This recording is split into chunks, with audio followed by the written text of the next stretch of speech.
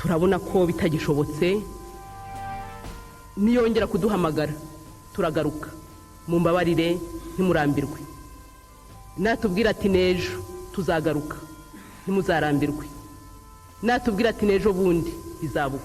Uwiringiyimana Agathe ni umwe mu bagore bazwi mu mateka y'u Rwanda, niwe mu minisitiri w'intebe w'igitsina gore wabayeho mu mateka y'u Rwanda kuva tariki ya 17 Nyakanga mu mwaka wa 1993 kugeza yishwe muri Mata mu 1994.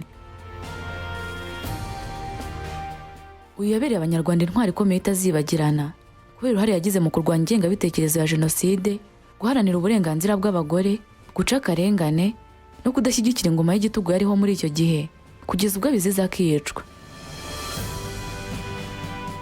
Ibi rero nibyo bituma abanyarwanda tukimuzirikana ndetse n'igihugu kikabimwubahira kikamushyira mu ntwari z'u Rwanda mu cyiciro cy'Imena. Muri iki gihe twibuka jenoside yakorewe abatutsi muri Mata mu mwaka wa 1994, turagaruka ku mateka yaranze Agathe Uwiringiyimana wabaye intwari y'u Rwanda kugeza yishwe, ibyo yaharaniye ndetse akabigeraho ubwo yari umuyobozi, n'urupfu rw'uko rwagenze byose urabyumvira hano. Ndagusaba gukora subscribe kugira ngo ujye ubana natwe umunsi ku munsi. Njye nitwa Aniki, guhaye ikaze. Avuka ababyeyi be ari bo Juvenal Ntibashira kandi na Saverina Nyirantibangwa bamwise Uwiringiyimana Agathe. Yavukiye ahitwa Segiteri Gikore, komine Nyaruhengeri, mu cyahoze ari perefegitura ya Butare, ubu ni mu karere ka Gisagara mu ntara y'Amajyepfo y'u Rwanda. Yavukiye mu muryango w'abahinzi, akaba umwana wa gatandatu mu muryango w'abana 8. Hashize igihe gitavutse, umuryango we wagiye gukorera mu cyahoze ari Kongo Mbirigi. Nyuma yaho Uwiringiyimana afite imyaka 4 gusa nibwo umuryango we wagarutse Butare. Amaze gutsinda ikizamini cya leta cy'amashuri abanza, Uwiringiyimana Agathe yagiye kwiga i Kigali muri Lycée Notre Dame de Citeaux, rimwe mu mashuri meza yari icyo gihe. Umuryango we ntabwo wari wifashije cyane kuko kubona amafaranga y'ishuri angana n'ibihumbi 6 byishyurwaga ku gihembwe byarabagoraga cyane, ngo byasabaga ababyeyi kugurisha amwe mu matungo babaga bafite kugira ngo Agathe ajye ku ishuri muri Notre Dame de Citeaux. Nyuma yo kubona ibyo bibazo byose, ubushobozi bwo kumurira bakabona ko ari bukeya, inshingano zo kumwishyura ishuri ababyeyi bazihariye musaza we mukuru witwa Gaspard Hangimana, nawe bamusaba kujya i Kigali gushaka akazi kugira ngo ajye yishyura mushiki we ishuri. Uyu kandi ni nawe werekeje mushiki we bwa mbere ajya ku ishuri i Kigali kuko yari yiyemeje kumushyigikira kugira ngo azabashe kurangiza amashuri abe inkingi y'iterambere ry'umuryango. Ntibyatinze rero mu mwaka wa 1976 yahawe impamyabumenyi mu mibare n'ubutabire, ahita aba umwarimu w'imibare muri École Sociale de Butare.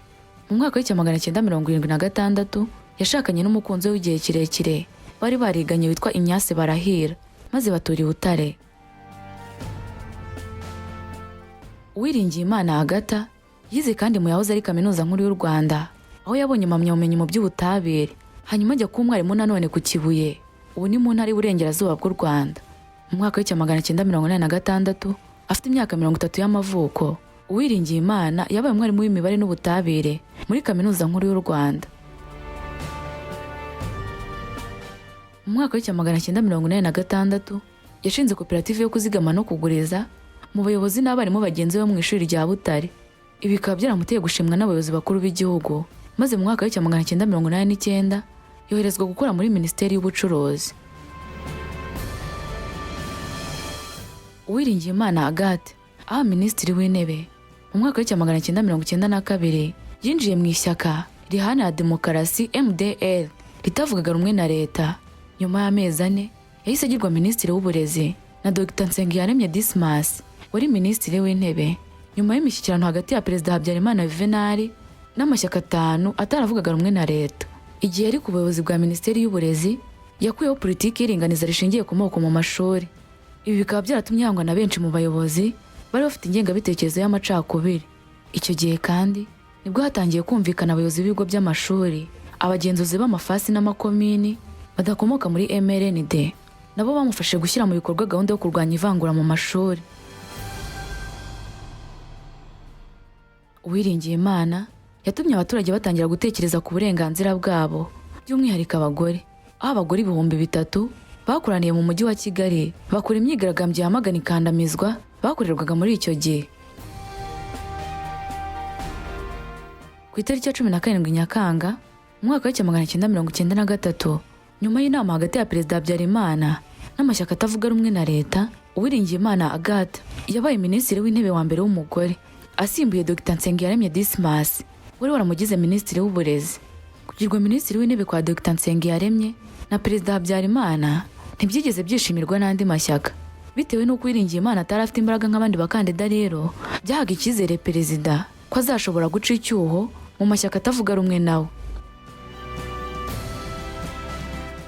Ku munsi wo kugirwa minisitiri w'intebe kwa Agathe Uwiringiyimana, Dr Nsengiyaremye yahise amuvana mu ishyaka rya MDL. Hakomeje kuba imishyikirano igamije amahoro hagati ya Habyarimana n'amashyaka atavuga rumwe nawe ndetse na FPR. Amasezerano hagati ya Habyarimana n'amashyaka atanu atavuga rumwe na leta ndetse na FPR yaje gusinywa tariki ya 4 Kanama mwaka wa 1993 mu masezerano ya Arusha. Habyarimana yagombaga kuba perezida w'agateganyo, minisitiri w'intebe akava muri MDL.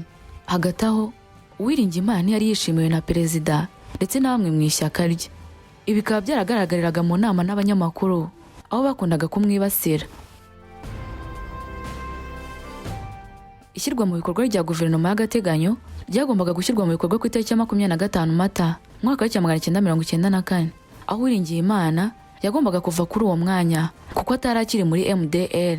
Ibiganiro hagati ya Habyarimana n'Uwiringiyimana Agathe na FPR ntibyigeze bigera ku ndunduro kuko Perezida Habyarimana yishwe arasuye mu ndege hafi saa 2:30 z'ijoro ku itariki ya 6 Mata mwaka wa 1994.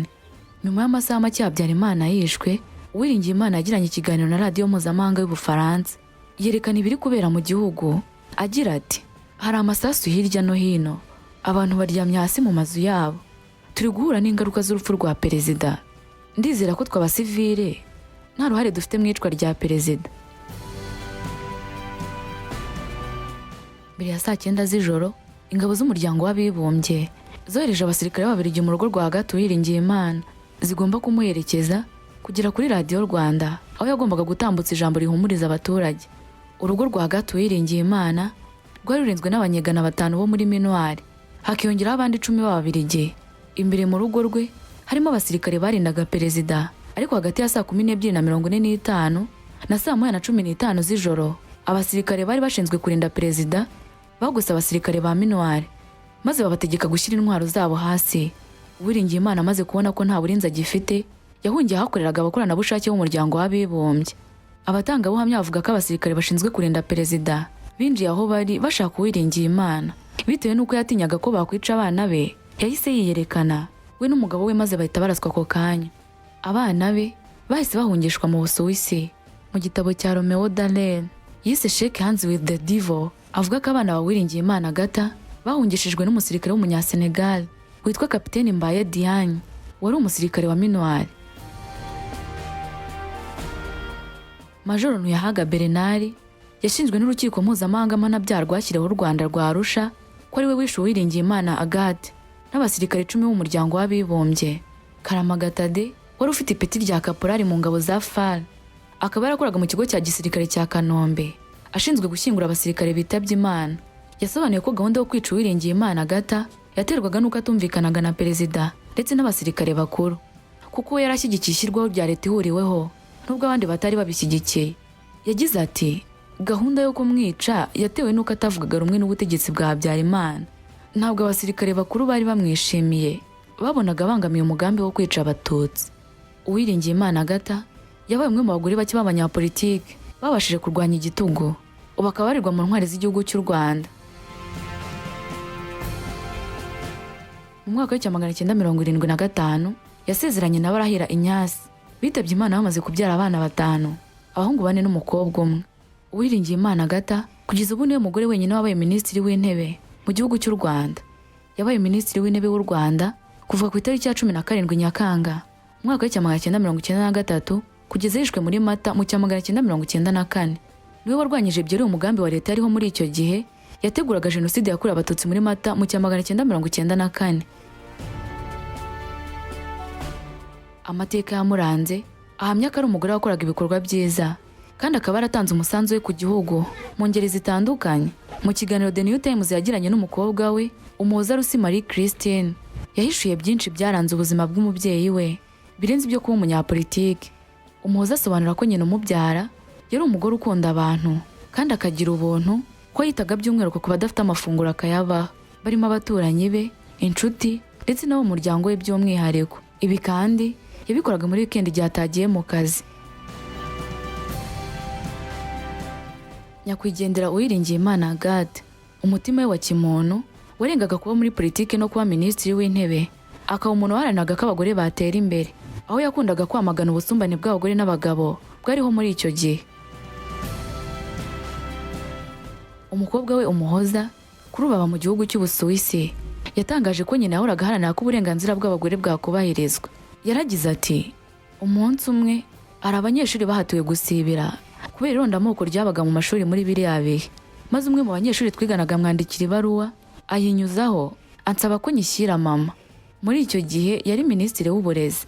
Yakomeje agira ati ubwo yamaraga gusoma iyo baruwa yaranyitegereje mu maso maze ambaza uko uyu mwana twiganaga atsinda mu ishuri, mubwira ko ari umuhanga kandi atsinda neza ndetse ari nawe uhora uza mu myanya y'imbere mu ishuri ryacu. Nyuma yo gutekereza iminota mike, mama yambajije ikindi kibazo ati uzi ko wimuwe gusa kubera uri umukobwa wanjye mu gihe abandi basibijwe kubera ubwoko bakomokamo? Kuri benshi bamenye Uwiringiyimana bahamya ko yari umugore w'umunyembaraga kandi uzi kuvuga neza mu ruhame, akamenya no gutanga ubutumwa bwumvikana ko bugenewe. Bahamya ko ubumenyi bwe butakomotse mu kuba ari umunyapolitike gusa, ahubwo ko ari n'umuntu ufite uburere n'ubumenyi karemano buhambaye. Ngayo nguko rero amateka ya Agathe Uwiringiyimana, umugore umwe rukumbi wabaye minisitiri w'intebe mu Rwanda, agakora akazi ke neza kugeza ubwo abizize. Reka ngushimire cyane wahisemo gutega amatwi iki kiganiro.